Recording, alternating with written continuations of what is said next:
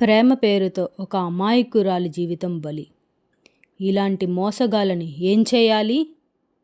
Hi hello welcome back to our channel shadow రహస్యాలు. చీకటిలో దాగి ఉన్న రహస్యాలు.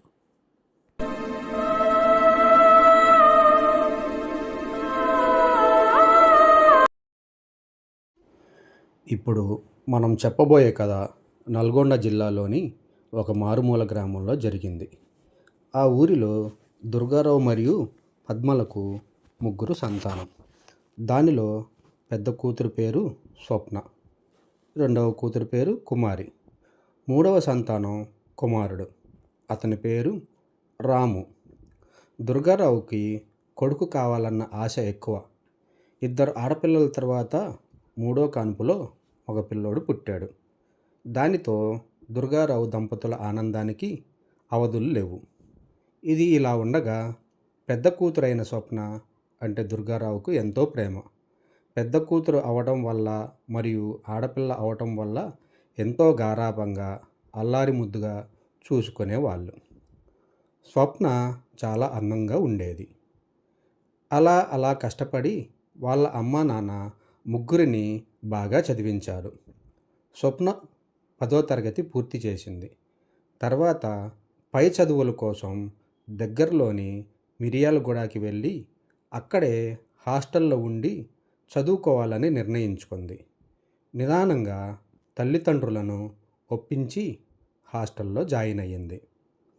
అలా హాస్టల్లో జాయిన్ అయ్యి ఇంటరు చదువుకుంటున్న రోజుల్లో అనుకోకుండా ఒక వ్యక్తి పరిచయం అయ్యాడు.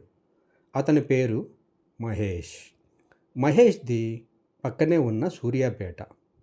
మహేష్కు పెద్దగా చదువు అబ్బకపోవడం వలన మిర్యాలగూడలో ఏదైనా పని చేసుకుందామని చెప్పి పని నిమిత్తం మిర్యాలగూడ వచ్చి తాను కూడా ఒక రూములో ఉంటున్నాడు. మహేష్ ఒక సెల్ ఫోన్ షాప్లో పనిచేస్తూ ఉంటాడు. అయితే స్వప్న ఒకరోజు అనుకోకుండా సెల్ ఫోన్ రీఛార్జ్ కోసం మహేష్ వాళ్ళ షాపుకి వెళ్ళింది. అక్కడ స్వప్నని చూసి ఇష్టపడ్డాడు మహేష్. అలా రీఛార్జ్ కోసం ఫోన్ నెంబర్ తీసుకొని అప్పుడప్పుడు స్వప్నకి ఫోన్ చేస్తూ ఉండేవాడు. అలా నిదానంగా రోజూ ఫోన్ చేయడం మొదలుపెట్టాడు. అలా ఫోన్ చేసి మాయమాటలు చెప్పి ఎలాగో అలాగా తన వశం చేసుకున్నాడు.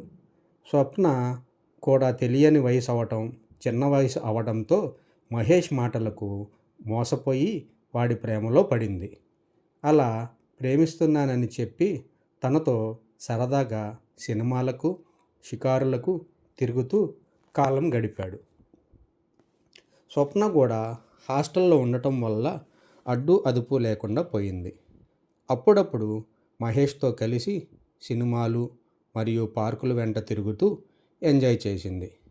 ఆదివారం మరియు సెలవు రోజుల్లో స్వప్న ఏమో తన ఊరైన నల్గొండకు, మహేష్ తన ఊరైన సూర్యాపేటకు వెళ్ళి తర్వాత రోజు తిరిగి వచ్చి మళ్ళీ యథాతథంగా కలిసి తిరిగేవారు. అయితే మహేష్ స్వప్నతో సమయం గడుపుతున్న సందర్భంలో ఇలా అడుగుతూ ఉండేవాడు. మీ నాన్న ఏం చేస్తూ ఉంటాడు? మీకు ఎంతమంది అన్నదమ్ములు, అక్క చెల్లెళ్ళు? మీకు ఆస్తులు ఎంతున్నాయి? ఎంత బంగారం ఉంది? పొలం లాంటిది ఏమైనా ఉందా అని అడుగుతూ ఉండేవాడు. స్వప్నకి ఆ మోసగాడి మోసం తెలియక అన్నీ చెప్పింది. తనకున్న బంగారము మరియు ఆస్తులు, పొలం గురించి చెప్పడంతో మహేష్ తన దగ్గర ఉన్న సొమ్ముతో ఎంజాయ్ చేసి కొంతకాలానికి వదిలేద్దాం అన్న దురుద్దేశంతో తనకి ఎప్పుడు డబ్బులు కావాలంటే అప్పుడు స్వప్నని అడగటం, ఏది కావాలంటే అది అడగటం మొదలుపెట్టాడు. కొంత సొమ్ము అలా వాడుకున్నాడు. స్వప్నకి ఇవేమీ తెలియక పిచ్చిది వాడు నిజంగా ప్రేమిస్తున్నాడు అనుకొని వాడి ప్రేమలో పడిపోయింది. వాడిని పెళ్లి చేసుకుందాం అనుకొని నమ్మకంతో ఎంత వీలైతే అంత ఇంటి దగ్గర నుంచి తీసుకొచ్చి, లేకపోతే తల్లిదండ్రులు ఫీజుల కోసం పంపించిన అమౌంట్ను తీసుకొచ్చి మహేష్కి ఇచ్చేది. అలా కొంతకాలం తర్వాత స్వప్న వాళ్ళ అమ్మకి ఆరోగ్యం బాలేక చనిపోయింది. తన తల్లి చనిపోవడంతో తండ్రి ఆడపిల్లల పెళ్ళిళ్ళు చేసి తన బాధ్యత పూర్తి చేసుకోవాలని అనుకున్నాడు. అయితే తన తల్లి చనిపోయిన 6 నెలలకు స్వప్నను పిలిపించి, అమ్మా, నీకు పెళ్లి చేసి నా బాధ్యత పూర్తి చేసుకుందాం అనుకుంటున్నా. పెళ్లి సంబంధాలు చూడమంటావా అని అడిగాడు. దానితో స్వప్నకి ఏం చెప్పాలో అర్థం కాక మౌనంగా ఉండిపోయింది. దుర్గారావుకి ఏమీ అర్థం కాలేదు. ఆడపిల్ల కదా, చెప్పలేక సిగ్గుపడుతుందేమో అనుకున్నాడు. కొన్ని రోజుల తర్వాత స్వప్న నేను చదువుకోవడానికి ఊరెళ్తున్నానని చెప్పి మిరియాలగూడ తిరిగి వెళ్ళిపోయింది.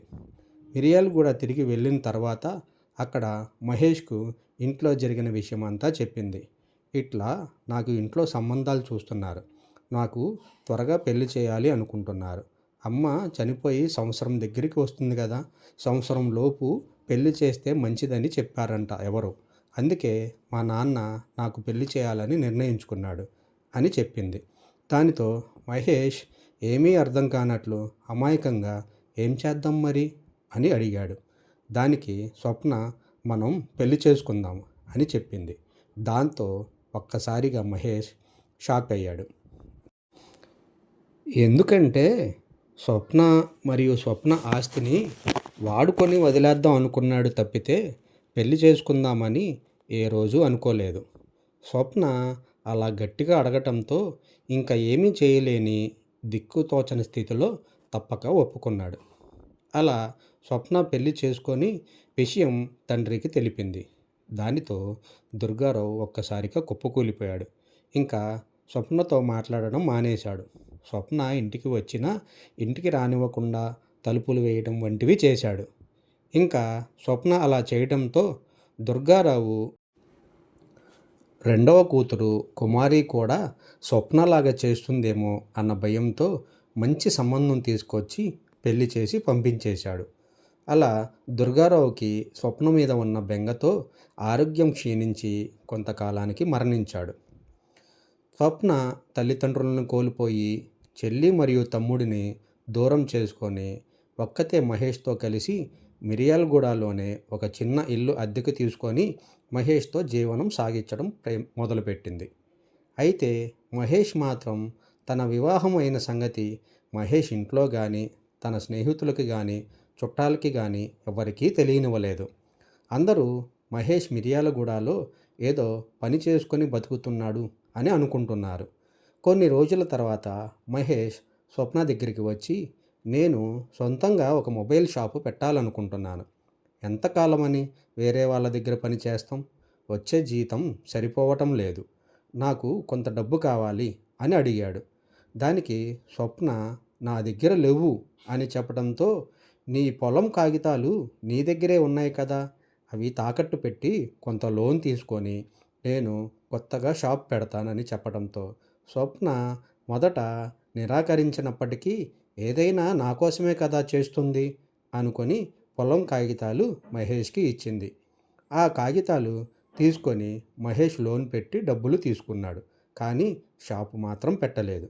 ఏంటి ఇంకా షాపు పెట్టలేదు అని అడగటంతో ఆ వచ్చిన లోన్ అమౌంటు షాపు పెట్టడానికి సరిపోలేదు, ఇంకా కొంచెం అమౌంట్ కావాలి అని అడగడంతో స్వప్న షాక్లోకి వెళ్ళింది. నిదానంగా మహేష్ స్వప్నపై ఒత్తిడి చేయడంతో చేసేది ఏమీ లేక తన దగ్గర ఉన్న బంగారం మొత్తం తీసుకొచ్చి మహేష్కి అప్పచెప్పింది. దానితో మహేష్ ఆ బంగారం తీసుకెళ్ళి అమ్ముకున్నాడు. అలా కాలం గడుస్తుండగా మహేష్కి కూడా పెళ్లి వయసు రావడంతో మహేష్ ఇంట్లో నుండి పెళ్లి చేసుకోమని ఒత్తిడి ఎక్కువైంది. దానితో మహేష్ ఏం చేయాలో తెలియక నిదానంగా స్వప్నకి నచ్చజెప్పడానికి ప్రయత్నించడం మొదలుపెట్టాడు. ఒకసారి అనుకోకుండా ఆ రోజు రానే వచ్చింది. మా ఇంట్లో మన పెళ్ళి ఒప్పుకోవడం లేదు. మన ఇద్దరి కులాలు ఒకటి కాదు. నేను ఏదైనా అంటే నన్ను చంపేస్తానని బెదిరిస్తున్నారు. పెళ్లి చేసుకోకపోతే ఇంటిల్లపాది సూసైడ్ చేసుకుంటాను అని అంటున్నారు అని మహేష్ చెప్పడంతో స్వప్న ఒక్కసారే గుండె బద్దలైనంత పని అయ్యింది. ఎందుకంటే స్వప్నకి ఇప్పుడు ఎవరూ లేరు. కేవలం మహేష్ని నమ్ముకొని మాత్రమే బతుకుతుంది. అలాంటి మహేషే తనతో అట్లా చెప్పేసరికి స్వప్న తట్టుకోలేకపోయింది.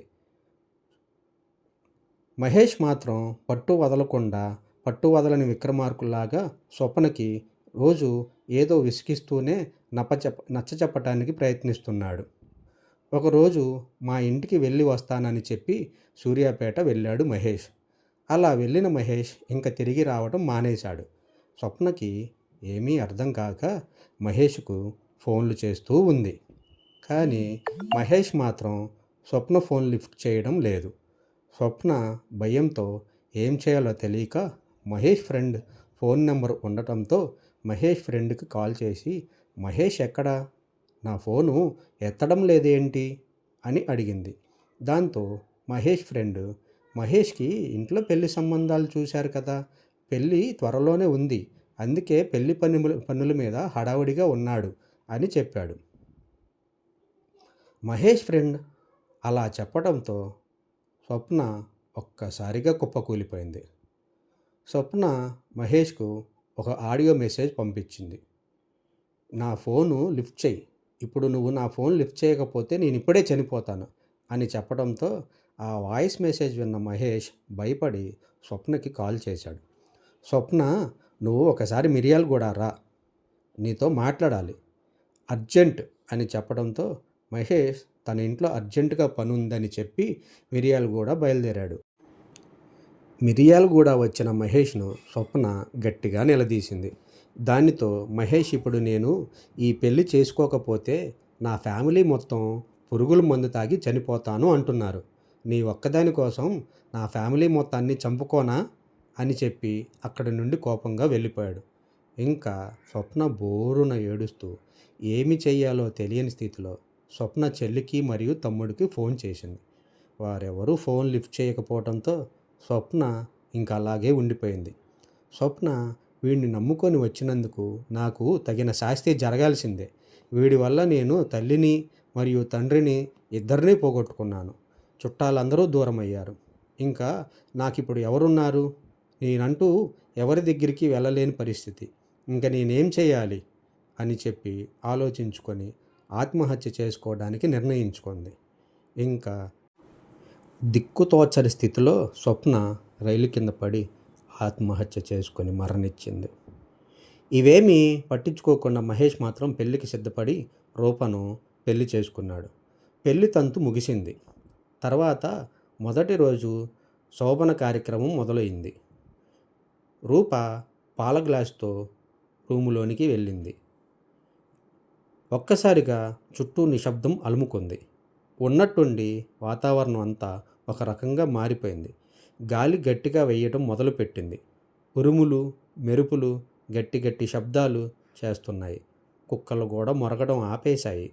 ఎక్కడో దూరం నుండి నక్కలు అరవడం మొదలుపెట్టాయి.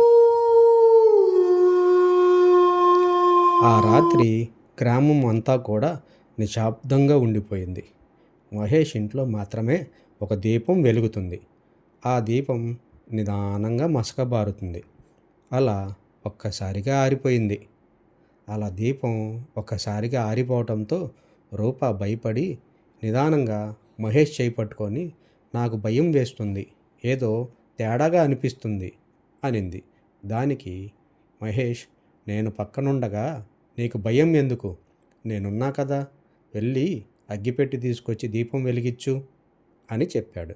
దానికి రూప, నాకు చాలా భయంగా ఉంది, మీరే వెళ్ళి తీసుకొచ్చి వెలిగించండి అని అనడంతో మహేష్ వెళ్ళి అగ్గిపెట్టి తీసుకొచ్చి దీపం వెలిగించాడు. ఆ దీపం వెలుగులో రూపని చూడగా ఒక్కసారిగా మహేష్ ఉలిక్కిపడ్డాడు. ఎందుకంటే ఆ రూపం రూపాది కాదు, మరెవరిదో, ఇంకెవరిదో కనబడుతుంది. మహేష్ మొదట్లో కనుక్కోలేకపోయాడు. అలా భయంతో నెమ్మదిగా నిద్రలోకి జారుకున్నాడు. కొంత సమయం తర్వాత పెద్ద శబ్దం వచ్చింది. మహేష్ నిద్రలోంచి లేచి, ఎవరో తలుపు కొడుతున్నారు అనుకునే లోపల తలుపు ఇంకా గట్టిగా బాదడం మొదలైంది. ఈ సమయంలో ఎవరై ఉంటారు, ఇప్పుడు తలుపు కొడుతున్నారేంటి అని మహేష్ ఆలోచిస్తూ మంచం మీద నుంచి లెగుస్తుండగానే ఆగకుండా తలుపు ఇంకా గట్టిగా బాదుతూనే ఉన్నారు. రూప ఒక్కసారిగా భయంతో కళ్ళు తెరిచి, ఏంటండి ఆ శబ్దం అని అడిగింది. మహేష్ ఎవరో తలుపు కొడుతున్నారు అని చెప్పడంతో, నాకు చాలా భయంగా ఉందండి అని అనింది రూప. ఎందుకు భయం? నేను చూసి వస్తాను, నువ్వుండు అని చెప్పి డోర్ తీసి చూడగా బయట ఎవ్వరూ లేరు. మహేష్కి ఏమీ అర్థం కావట్లేదు. నిదానంగా తలుపు వేసి వచ్చి పక్కనే ఉన్న మంచినీరు తాగి గడియారం వైపు చూశాడు. సమయం చూస్తే అర్ధరాత్రి 12 గంటల 15 నిమిషాలు అయ్యింది. అలా భయపడుతూనే ఒకరినొకరు చేతులు పట్టుకొని నిద్రలోకి జారుకున్నారు. ఉదయం తెల్లారింది. రూప నిద్ర లేచి ఇంటి పనులన్నీ పూర్తి చేసుకొని భర్తకు కావాల్సిన వంట వార్పు చేసి కూర్చుంది. మహేష్ నిద్ర లేచి టిఫిన్ చేసి, చిన్న పనుంది, అలా సెంటర్ దాకా వెళ్ళి వస్తాను అని చెప్పి బయటికి వెళ్ళిపోయాడు. మహేష్ బయటికి వెళ్ళిన తర్వాత రూప స్నానం చేసి అద్దం ముందు కూర్చొని జడ వేసుకుంటుండగా అద్దంలో ఒక భయంకరమైన దృశ్యం కనిపించింది. అద్దంలో ఆమె కాదు, వేరే ఎవరో నిలబడి ఉన్నట్లు కనిపించింది. ఆ కళ్ళల్లో కోపం, మొహం అంతా తెల్లగా మారిపోయింది. పెదాల నుండి రక్తం కారుతుంది. ఆ రూపాన్ని చూసి రూప ఒక్కసారిగా భయపడిపోయి చేతిలో ఉన్న దువ్వెన గట్టిగా అద్దానికేసి కొట్టడంతో అద్దం కింద పడి ముక్కలు ముక్కలుగా పగిలిపోయింది. అలా కిందకి చూడగా నేలపై రక్తపు మరకలు కనిపించాయి. రూపకి ఏమీ అర్థం కాల. తన వైపు చూసుకుంటే కాలికి కానీ ఎక్కడా కానీ గాయాలు ఏమీ లేవు. కానీ ఈ రక్తం మరియు రక్తపు మరకలు ఎక్కడి నుంచి వచ్చాయి అని చెప్పి గట్టిగా భయపడుతూ అరుస్తూ బయటికి పరిగెట్టుకుంటూ వచ్చింది. అప్పుడే ఇంటికి వస్తున్న మహేష్కి విషయం చెప్పింది. మహేష్ లోనికి వెళ్ళి చూడగా అద్దం పగిలిపోయి ముక్కలు ముక్కలుగా కనిపించింది. కానీ అక్కడ రక్తం మరకలు కానీ రూపా చెప్పినట్టు అడుగులు కానీ ఏమీ కనిపించలేదు. దానితో మహేష్, నువ్వు ఏదో భ్రమపడి ఉంటావు, అలాంటిది ఏమీ లేదు అని చెప్పడంతో రూప కొంచెం ఊపిరి పీల్చుకుంది. ఇంకా మధ్యాహ్నం భోజనం చేసి పక్క ఊరిలో ఉన్న థియేటర్లో సినిమా చూసి వద్దామని నిర్ణయించుకొని తల్లితో చెప్పి బయలుదేరాడు. అలా బయలుదేరుతున్న సమయంలో మహేష్ తల్లి, నాయనా, అసలే కొత్తగా పెళ్ళయింది, కొత్త జంట మీద దుష్టశక్తుల ప్రభావం ఎక్కువగా ఉంటుంది, కనుక సినిమా అయిపోయిన వెంటనే త్వరగా ఇంటికి తిరిగి వచ్చేయండి అని చెప్పింది మహేష్ తల్లి. దానికి మహేష్ సరే అమ్మా అని చెప్పి మహేష్ మరియు రూప బయలుదేరి సినిమాకి వెళ్ళారు. సినిమా పూర్తి చేసుకొని ఎలాగో ఊరిలోనే ఉన్నాం కదా, దగ్గరలో గల రెస్టారెంట్లో ఏమైనా తినేసి బయలుదేరదాం అని చెప్పడంతో ఇద్దరూ కలిసి పక్కనే ఉన్న రెస్టారెంట్కి వెళ్ళి వారికి ఇష్టమైన ఫుడ్ తినేసి నిదానంగా బయలుదేరారు. అప్పటికే చీకటి పడింది. కొంత సమయం తర్వాత భార్యను వెనక కూర్చోబెట్టుకొని ఇంటికి బయలుదేరాడు మహేష్. అలా వెళ్తూ ఉండగా దారి వెంట లైట్లు ఏమీ లేకపోవడంతో చిమ్మ చీకటిగా ఉంది. ఆకాశం వైపు చూడగా చీకటి మరింత చీకటిగా అనిపించింది రూపకు. రూప అమావాస్య కాబోలు, అందుకే ఇంత చిమ్మ చీకటిగా ఉంది అన్నది నెమ్మదిగా. అలాగే బండికి ఉన్న హెడ్లైట్తో నిదానంగా నడుపుతూ ఉన్నాడు మహేష్. చూడటానికి బాగా చీకటిగా ఉంది, ఇంత చీకట్లో మనం బయలుదేరడం మంచిదేనా అని అడిగింది రూప. దానికి మహేష్, ఈ రాత్రి వేళ మనం ఇంటికి వెళ్ళకపోతే ఇంకెక్కడ ఉంటావు, నిదానంగా వెళ్దాంలే అని చెప్పాడు మహేష్. రూప వెనకాల కూర్చొని చుట్టూతా చూస్తూ ప్రకృతి వాతావరణాన్ని ఆస్వాదించడం మొదలుపెట్టింది. చీకట్లో కనపడపోయినప్పటికీ శబ్దాలు వినపడుతున్నాయి. ఎక్కడో పక్షుల కిలకిల రావాలు, మిడతల శబ్దాలు వినిపిస్తున్నాయి. నిదానంగా బండికి ఉన్న హెడ్లైట్ వెలుగులో నిదానంగా ముందుకు సాగాడు మహేష్. అలా కొంత దూరం వెళ్ళిన తర్వాత ఉన్నట్టుండి హెడ్లైట్ ఒక్కసారిగా ఆరిపోయింది.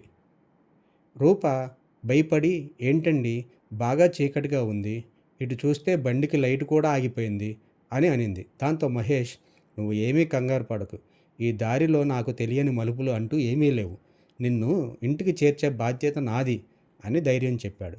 రూప భయపడుతూనే కూర్చుంది. కొంత దూరం వెళ్ళిన తర్వాత బాగా చల్లగా అనిపించింది. రూప అబ్బా ఎంత చల్లగా ఉందో కదూ అంటూ భర్త వీపుపై తలని ఆనిస్తూ అనింది.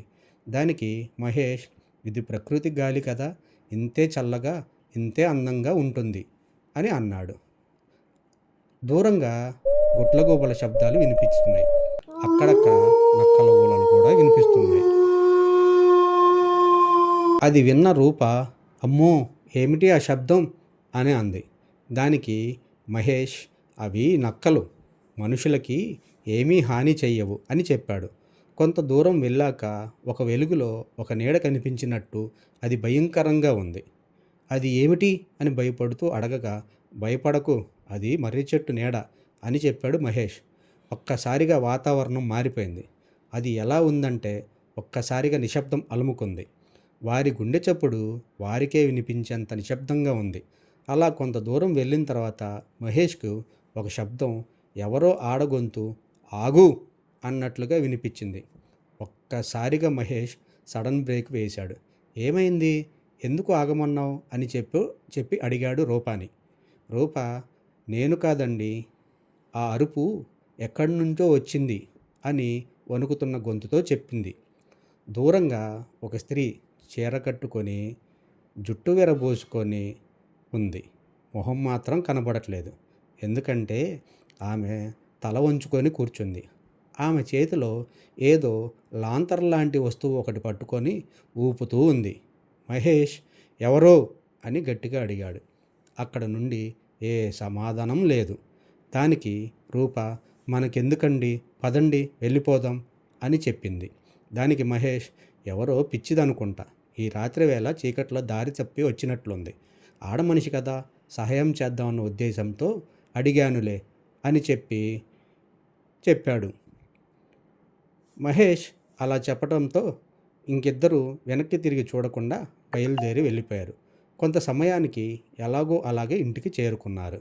ఇంటికి వచ్చిన విషయం తల్లిదండ్రులకి చెప్పి నిద్రపోవటానికి వారి రూములోకి వెళ్ళారు. మంచంపై పడుకొని జరిగిన సంఘటనలే ఆలోచించుకుంటూ భయంతో నిద్రలోకి జారుకున్నాడు. అలా కొంతసేపు తర్వాత మహేష్కి ఎవరో గట్టిగా ఊపిరి పీల్చుకొని వదులుతున్నట్టు శబ్దం వినిపించింది.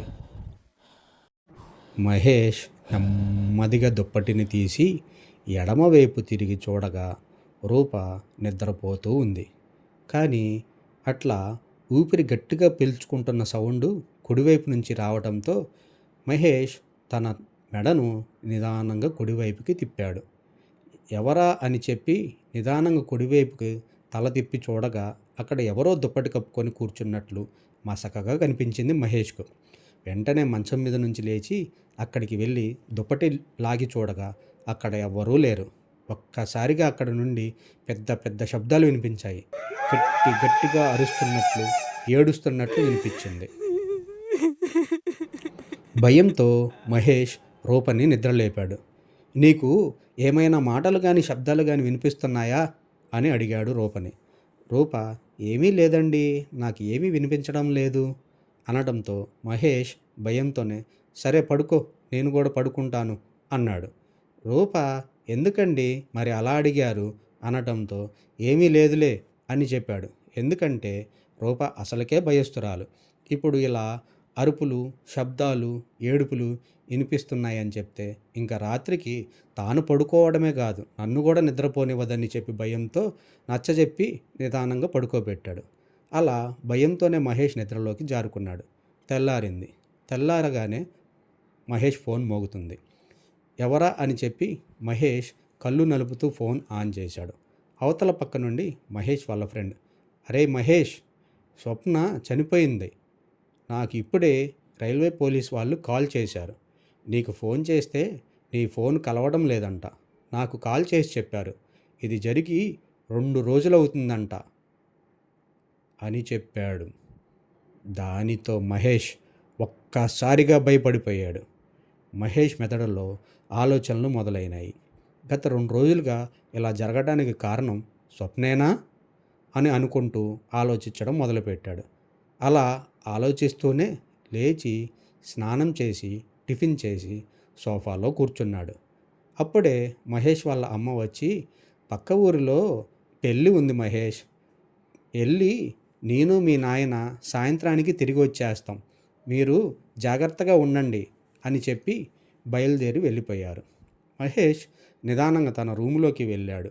వెళ్ళి చూడగా రూప ఒక మూలన మోకాళ్ళపై కూర్చొని ఏడుస్తూ ఉంది. దగ్గరికి వెళ్ళి రూపా, రూపా అని పిలుస్తాడు.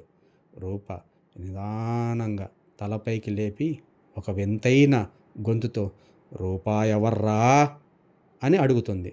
దానితో మహేష్కి ఏమీ అర్థం కాక రూపాను అలానే చూస్తూ ఉండిపోతాడు. దానితో మహేష్, ఇంకా ఆట పట్టించింది చాలు కానీ లేచి వంట వండు, నాకు ఆకలేస్తుంది అని చెప్తాడు. రూప ఒక్కసారిగా లేచి నుంచొని ఎదురుకున్న మహేష్ పీక పట్టుకొని తనతో పాటు గాల్లోకి లేపింది. మహేష్ నొప్పితో వదిలించుకోవాలని చూస్తాడు. అలా బలవంతంగా వదిలించుకోగా గాల్లోంచి ఒక్కసారి కింద పడతాడు. అలా కింద పడ్డ మహేష్ గుండెలపైకి దూకి కూర్చుంటుంది రూప. అలా గుండెలపై కూర్చొని మహేష్ జుట్టు పట్టుకొని గట్టిగా పీకుతూ ఉంటుంది. మహేష్ నొప్పితో భరించలేక, ఎవరు నువ్వు, నన్ను ఎందుకు ఇలా చేస్తున్నావు అని అడగటంతో రూప ఇలా అంటది, ఏరా, నన్నే ఇంత మోసం చేస్తావా? ప్రేమ పేరుతో నన్ను ఇలా చేయడానికి నీకు మనసు ఎలా వచ్చింది అని చెప్పి అంటది. అప్పుడు మహేష్కి విషయం అర్థమైంది. తాను రూప కాదు, స్వప్న ఆత్మ అని. మహేష్ ఏదో నచ్చజెప్పాలని చూసినప్పటికీ కోపంతో ఊగిపోతూ మహేష్ని పిచ్చి పిచ్చిగా కొడుతూ ఉంటుంది. కోపంతో మహేష్పై రక్కేస్తూ మొహంపై ఘాట్లు పెడుతూ ఉంది. మహేష్ భయంతో రూపను తోసేసి బయటకు పరుగులు తీయడానికి ప్రయత్నిస్తుండగా మహేష్ కాళ్ళు పట్టుకొని లాగి గాలిలో తిప్పి తిప్పి నేలకేసి కొడుతుంది. అలా కింద పడ్డ మహేష్ భయపడుతూనే లేచి వంటగదిలోకి పరిగెడతాడు. రూపా కూడా వంటగదిలోకి వచ్చి మహేష్ను పక్కనే ఉన్న కుండతో మహేష్ తలపై గట్టిగా కొడుతుంది. ఒక్కసారిగా మహేష్ తల పగిలి రక్తం కారుతుంది. ఈలోపు పక్కనే ఉన్న కత్తి తీసుకొని ఒక్కసారిగా మహేష్ గుండెలపై పొడవడం మొదలుపెట్టింది. అలా కసిగా 15 సార్లు పైగా పొడిచి తన కోపాన్ని చల్లార్చుకుంది. మహేష్ చనిపోయిన తర్వాత తన రక్తంతో గోడపై నాకు న్యాయం జరిగింది అని రాసింది. ఇంతలో మహేష్ తల్లిదండ్రులు ఇంటికి తిరిగి వస్తారు. వచ్చి చూడగా ఒక్కసారిగా భయభ్రాంతులకు గురవుతారు. ఒక పక్క రక్తపు మడుగులో మహేష్, మరో పక్క కళ్ళు తిరిగి రూప పడిపోయి ఉంటుంది. భయంతో వారు మహేష్ని మరియు రూపని హాస్పిటల్కి తీసుకెళ్ళి జాయిన్ చేస్తారు. హాస్పిటల్లో మహేష్ని చెక్ చేసిన డాక్టర్లు అప్పటికే మహేష్ మరణించాడని కన్ఫర్మ్ చేస్తారు. నిదానంగా రూపకు మెలకువ రావడంతో రూపని ఏం జరిగిందమ్మా అని అడగగా రూప నాకేం తెలియదు అత్తయ్య అని చెప్పింది. దానితో వారు ఆశ్చర్యానికి గురయ్యారు.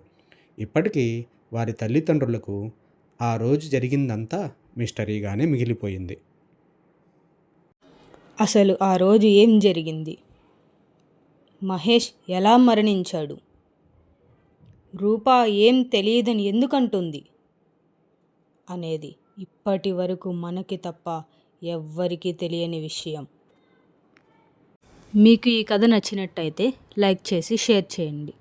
ఇలాంటి మరెన్నో కథలు మీరు వినాలి అనుకుంటే మా ఛానల్ని సబ్స్క్రైబ్ చేసుకోండి.